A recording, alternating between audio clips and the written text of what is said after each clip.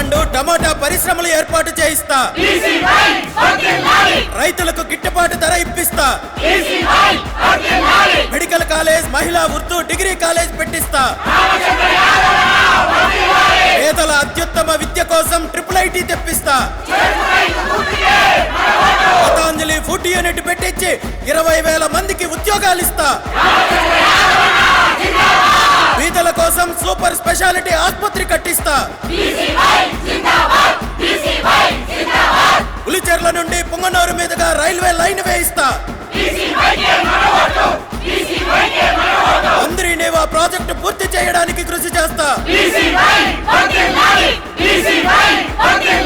ప్రతి రైతుకు ఉచితంగా ఇచ్చే పాడి ఆవు సాక్షిగా పాలకులంటే ప్రభువులు కాదని సేవకులని రుజువు చేస్తా.